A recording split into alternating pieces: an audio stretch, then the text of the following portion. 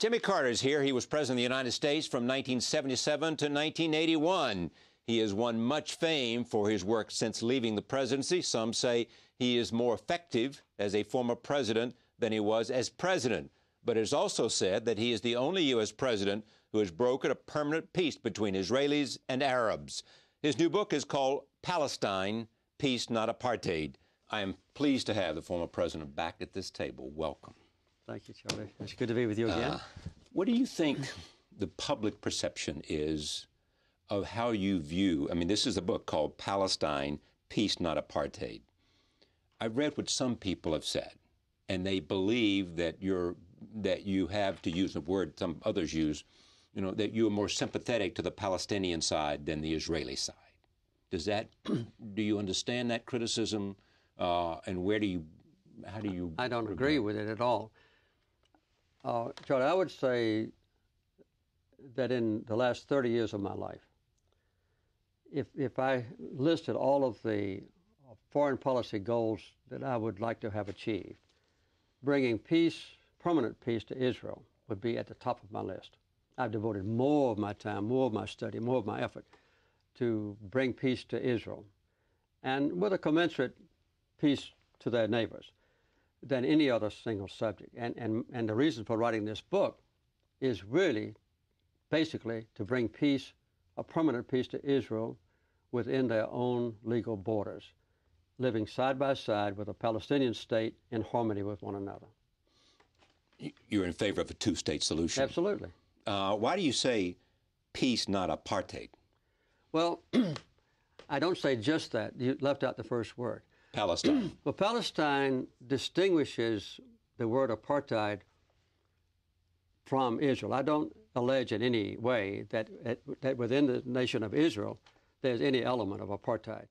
In the occupied territories, there is a profoundly disturbing proof of apartheid in its worst form.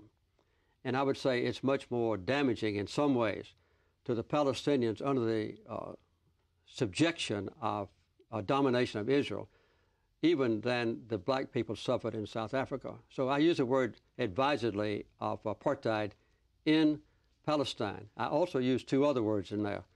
Peace is what I prefer, not apartheid. And I believe that it's entirely possible for Israel to have peace, for the Palestinians to have peace, if Israel ever adopts the policy of a majority of Israelis, and that is to swap occupied territory, which belongs to the Palestinians, in favor of having peace for themselves. Yeah. Let me just make the historical point. Okay. When you set out to find, at Camp David, yes, agreement between Anwar Sadat, Egypt, Menachem Begin, Israel, right, 90% of the people thought you had small chance of achieving that. I suspect during those negotiations, you were one of them. Well, yes, there were times during the 13 days when I felt very discouraged, didn't give up. And, but we persevered, and we worked out an accord that Menachem Begin accepted freely, that reemphasized Israel's commitment to withdraw from occupied territories, to withdraw Israel's military and political forces from the occupied territories, and to let the Palestinians have full autonomy. And he signed that document and submitted it to the Israeli cabinet and parliament, and they approved it 85%. Based on UN Resolution 242, and 338, and 194. And the text of those documents are included, the key ones, in the Camp David Accords. That prevailed for a while, but another thing that Prime Minister Begin didn't follow through on was his commitment to cease settlement activity in the occupied territories until a peace agreement was reached. He didn't fulfill that commitment. And Ariel Sharon continued. And Sharon continued. But in the interim, Yitzhak Rabin and Shimon Peres went to Oslo and negotiated with Arafat And they concluded an agreement, the Oslo Agreement in 1993, again, that committed Israel to withdraw from the occupied territories and to consummate the promises made at Camp David. And at the time, Sharon said this is national suicide, based on talking about the Oslo Agreement. Subsequently, Rabin was assassinated, as was Sadat, as peacemakers. And so the premises for permanent peace in Israel has been spelled out in the United Nations resolutions, in the Camp David Accords, in the Oslo Agreement, and also very specifically in the International Quartet's roadmap, which President Bush has endorsed enthusiastically, that calls for Israel to withdraw from occupied territories. I pointed out what had happened at Camp David for you simply to give you credit where many people have, because it was a very difficult thing to accomplish. And a lot of people went against years of history when they made that deal. And when you brought them back to Washington, Camp David, a lot of people were in your debt for that. Camp David also happened under Bill Clinton. And it is said that Ehud Barak was prepared to go back to essentially the 67 borders with some, I realize there was lots of revisionism about this, but that was said. And then there was Taba. But by the time Taba came along, it was too late. You seem to be critical and to accept this sort of Palestinian Arafat view that there was no way that the Palestinians could have accepted what Barak and what Clinton spent a lot of time trying to accomplish.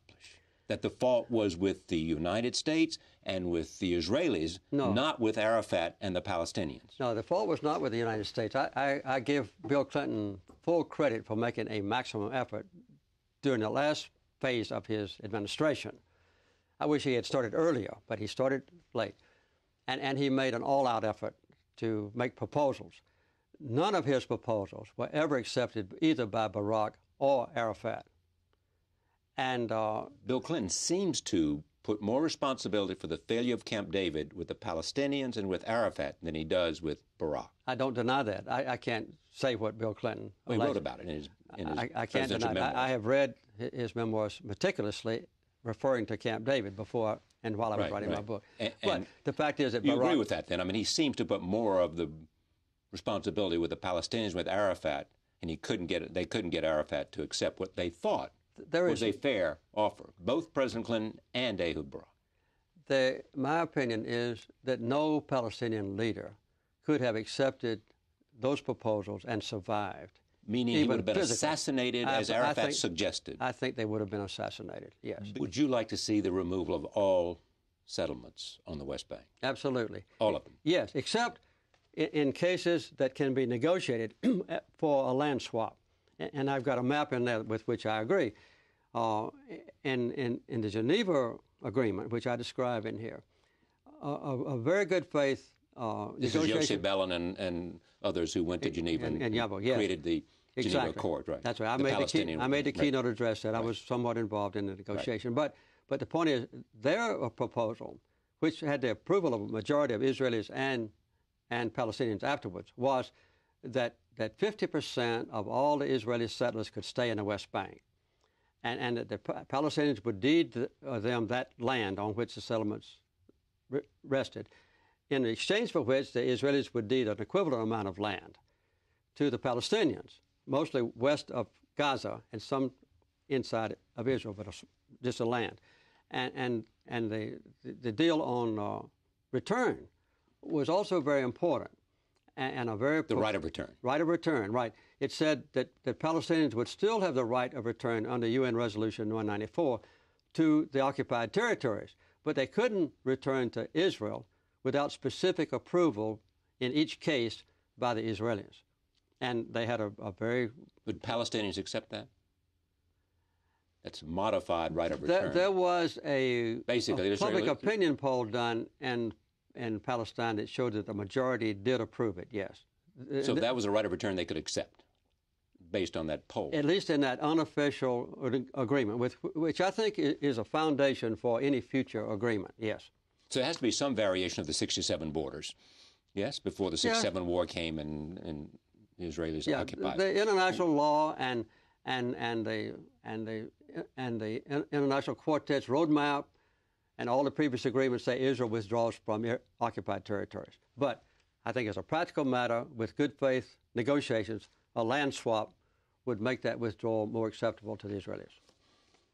Alan Dershowitz, I mentioned you before, you said, and has written a sort of review of this in the New York Sun, a newspaper here, in which he argues that your recommendations here show little sense of the threat of terrorism and the carrying out of terrorism by the Palestinians. And that is at the core of this book, that Palestinian terrorism has been more damaging to the possibility of peace than any other thing. Okay, let me make a statement. There hasn't been one Israeli who died from an act of Hamas terrorism since August of 2004. Not a single one. And this was a self-imposed ceasefire. So shelling or anything else would not be terrorism. That would be what? There hasn't been any proof, I don't think any substantial allegation, that Hamas was responsible for the rockets that were fired into Israel. And 3 Israelis died from those rockets, which is a tragedy, which I regret. But the general presumption is that it wasn't Hamas who orchestrated that unauthorized shelling from within Gaza. But it was bad. I'm not saying it's not bad. But originally, the building of the wall, which was put forward first by Rabin to protect Israel from terrorist attacks, that was acceptable to me and to the International Court of Justice and to others, because it was designed to be built on Israeli territory, like the Berlin Wall was built on East German territory. But when Rabin was assassinated and Sharon and others came into power, they changed that concept of the wall, so now that all of it is built in the West Bank. There's no place along that wall that separates Palestinians from Israelis. It separates Palestinians from other Palestinians, with the exception of Israelis that are living in the West Bank, in occupied territory. So this wall is now an imprisonment wall. And should be torn down in your judgment? Absolutely. Or either move back to the Israeli border, if that's what they wish. If you assume that a wall can stop terrorism, it can't stop rockets, but if you assume that a wall can stop terrorism, then you could justify the wall to be built on the Israeli border. But this wall is not designed for that. This wall, as presently being built, 3 times as long as a border. There's some argue that the Israelis wanted to build a wall where they did because they wanted it to be a basis for a future division of They want to real confiscate Palestinian land. They want to confiscate Palestinian land, and they want to surround settlements that are already there with the wall to protect the Israeli settlements on Palestinian land, yes. And in many cases, this wall cuts right across Palestinians' property, between a Palestinian family's house and their garden or their farm. What do you say to the argument the Israelis feel so strongly about, which is that Hamas does not recognize their right to exist, that Hamas does not believe in a 2-state solution? Hamas wants to see does not want to see the existence of an Israeli state. I can't speak for Hamas, obviously, but I can tell you what they tell me. I have met with the Hamas leaders since they were elected. The day after the election was over, I went to Ramallah to meet with Mahmoud Abbas, Abu Mazen. And while I was in Ramallah... Then the prime minister. He was president then. President. He was president. And then I went in Ramallah to the Carter Center office to monitor the entire election all over the West Bank and Gaza, and ostensibly East Jerusalem, and met with a representative of Hamas, a medical doctor who had been elected. And when I said, why don't you recognize Israel? His response said, which Israel? Do you want us to recognize the Israel that is occupying the West Bank and occupying East Jerusalem? Is that the Israel you want us to recognize? I said, no. He said, well, when Israel is within its own borders, as specified by international law, then your question would be legitimate. I'm not saying that I agree with him, but I'm giving you his response. But let me say one other thing. And Haniya, who is the prime minister of of the present government and leader of Hamas has publicly stated in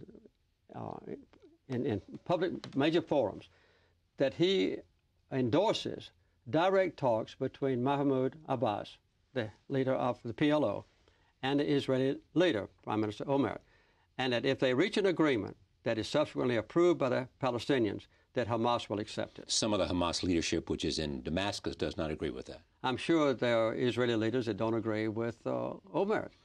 Sure, but Haniyeh is the only one that I feel constrained to quote. My point is doing what I can to bring out what I think is in your heart and your brain, an idea because of the experience you've had about the situation and how we might find a way, because it is in everybody's interest to find a solution. That's the intent of my question. And I can tell you that the only way that Israel is ever going to have permanent peace, recognized by its neighbors, is to withdraw from the occupied territories.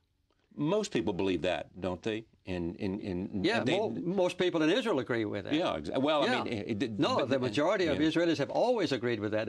The majority of Israelis have always said, we will exchange the Palestinian land that we have occupied with some settlements, for peace. With some settlements being kept. I add that in my book, and I said it earlier.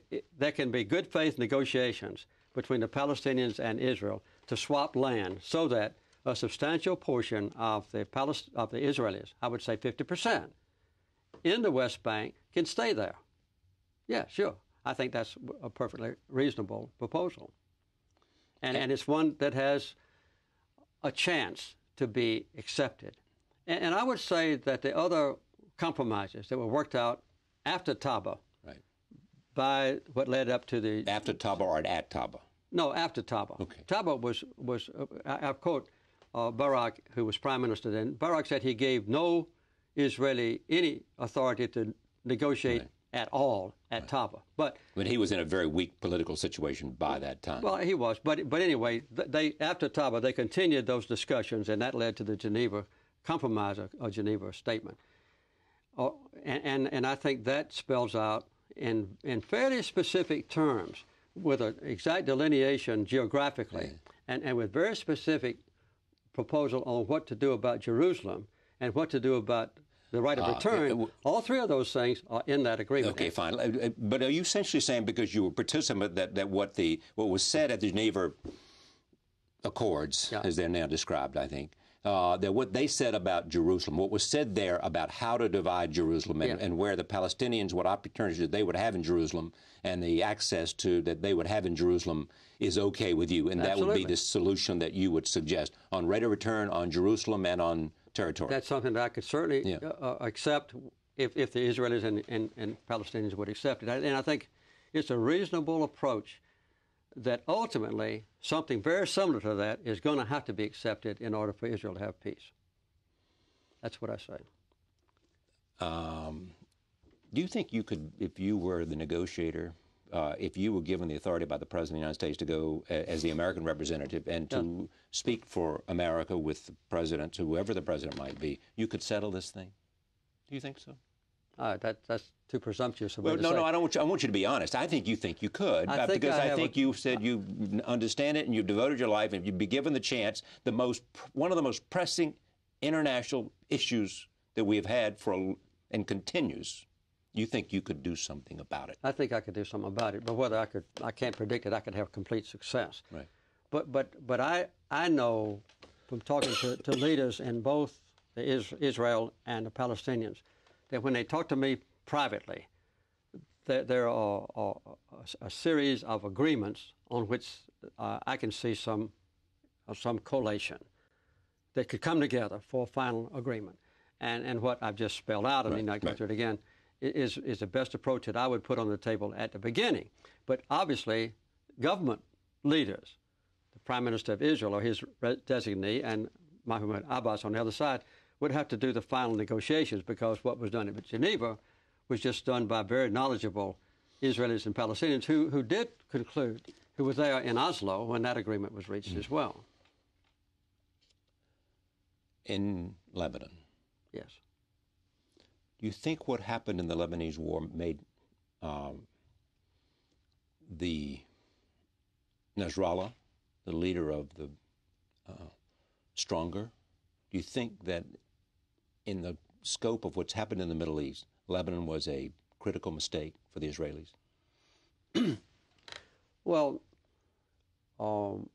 I think the general consensus inside Israel is that it was a mistake because the defense minister, who's head of the Labour Party, Right.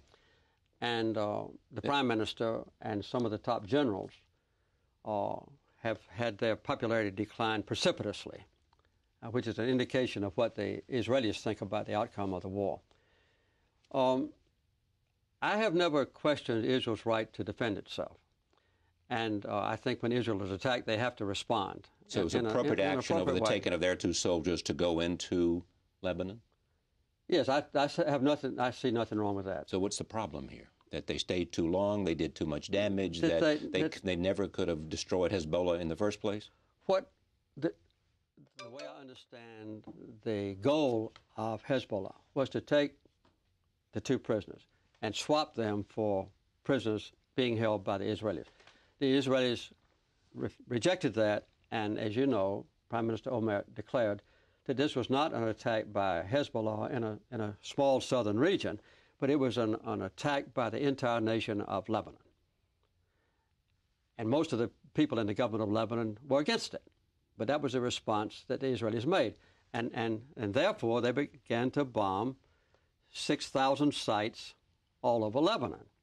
I thought that was an overreaction. And almost the entire world agreed that a ceasefire should be implemented immediately. Israel and the United States postponed the ceasefire for 5 weeks, during which time the devastation was enormous, not only in Lebanon by the Israelis, but also the rockets that were fired by Hezbollah from southern Lebanon. And I think the outcome of that was that although most Lebanese at the beginning, certainly the Christians who had been aligned with Israel in the past, condemned everything that Hezbollah had done, initiating this prisoner taking, condemned them. By the time it was over, 85% of all the population of Lebanon approved what Hezbollah was doing, including 80% of the Christians in a public opinion poll, which I quote in the book. And so I think that the overreaction by Israel in bombing the entire nation, or a substantial portion of it, particularly with cluster bombs, about 1 million of which are still there on the ground and exploding, was an overreaction, yes. And I think it's not just my opinion, that my opinion doesn't matter, but I think the world had the same feeling, and I think a lot of people in Israel had the same feeling too, that Israel was unsuccessful in dealing with Hezbollah, and the 3 key elements that were supposed to be negotiated were avoided in UN Resolution 1701, and that is the disarmament of Hezbollah, and the exchange of prisoners, and the withdrawal of Israel from the small farm that everybody claims is in Lebanon. Nobody knows. I mean, it has been in the past in Syria. They've always claimed that, yeah. And Hezbollah said that's part of what they were fighting for. Those were the 3. Hezbollah said that's part of what they were fighting for. Those were the 3 issues, and none of them were addressed in the United Nations resolution, as you know. We just had an election, a midterm election. Yeah, I remember. Democrats did well. Yes. The race for the presidency begins now. Just size it up for us, how you see it, and what the Democratic Party needs to do. I think that in order to have a chance to win in 2008, the Democrats have got to show some substance, some positive actions on key issues.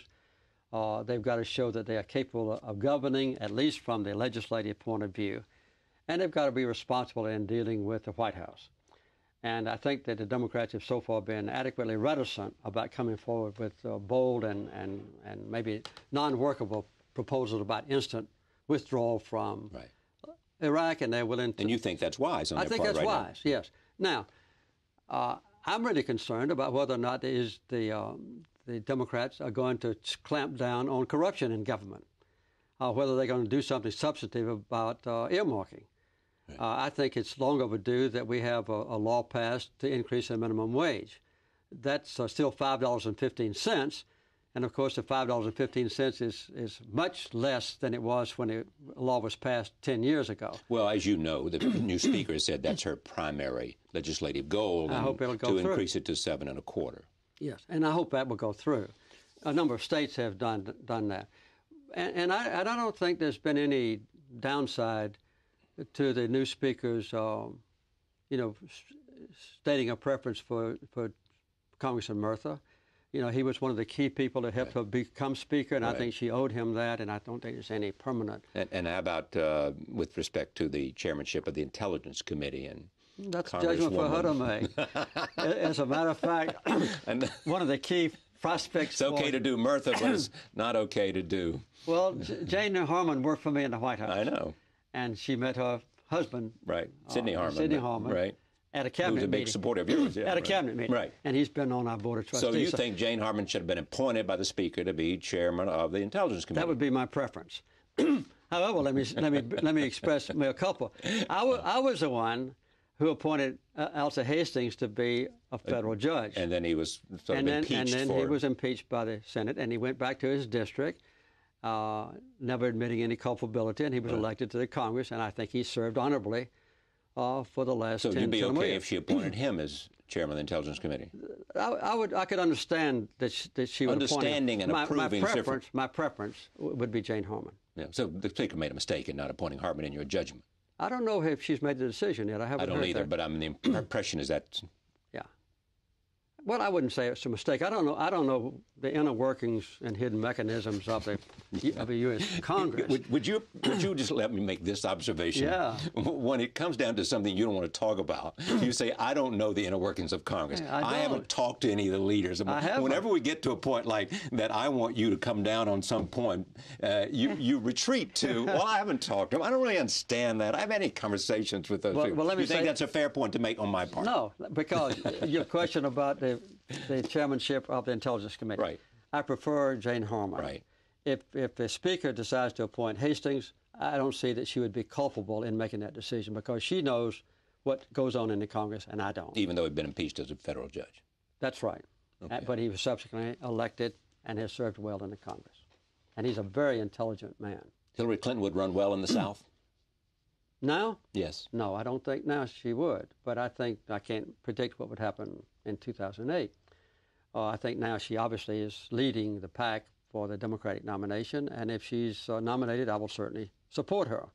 But would she be your first choice? She wouldn't. Mark Warner was my first choice. He's out of the race. I know. I know. And I was devastated because I had made up my mind clearly because Mark Warner came down to Georgia and helped me raise money when I ran for the Senate, and he was a good friend of mine, and he didn't ran for the state Senate. When I ran for the, he came down when I ran for president into Georgia to raise funds for me. Right. And so I knew Mark Warner, and I thought that Mark Warner would have the best chance of carrying the South, since he had done so well in Virginia. But he withdrew without consulting me, and I regret it. And I think that we're going to have to choose someone, and I can't predict 18 months ahead of time who it might be. No one would have figured Jimmy Carter 18 months before. No, or Bill Clinton, or the other Democratic nominees who didn't make it, except maybe Al Gore, who was a vice president. Think he should run? At this point, he would be my choice. He would? Yes. Yes. He was my choice in the last election. Yes. I think he could have won in 2004. You just like Southerners, don't you? I think Al Gore is the best qualified person to be president. And agree with him on the environment? I agree with him completely. Agree with him on his critique of the Iraqi war? I do. And agree with him? Well, I wouldn't say I agree with him on everything. Okay, but all right. He would be my preference, yes. I think he could do well in the South. And I think a lot of Democrats know that he was elected in 2000 and should have been president. And I wouldn't say it would be a sympathy vote, but his credentials are good. And I think his latest proposals to counteract global warming are notable and courageous. My own belief is that if he wants to really stop global warming, the best way to do it is not to make movies, but to be president. Is that a clear answer? Yes, it's okay. Better. That's better. You have left out Barack Obama, said by the Democrats to have been the most effective Democratic campaigner, the one who could raise the most money, the one who would create the most enthusiasm during the midterm elections. And a man who somehow has written a couple of books that people like a lot, has a extraordinary, some enthusiasm within the Democratic Party. Some say if he would announce, he would quickly become the co-favorites. Maybe so. I mean, that's an interesting statement that you made. He would not. I've already told you who my choice is. Okay, why wouldn't he be? Why not Barack Obama? I just don't think he's got yet the proven substance or experience to be the president. This book is called Palestine, Peace, Not Apartheid. This is the wall we've been talking about right here. That's a low wall. That one is only 20-something feet high. The wall's now being built between Jerusalem and, say, Jericho or Ramallah are 40 feet high, as high as a 4-story building. And I think they are an abomination and a vivid demonstration of the kind of mistreatment and persecution of the Palestinians that needs to be terminated. It's a pleasure to have you on the program. Thank you, Charlie. As always.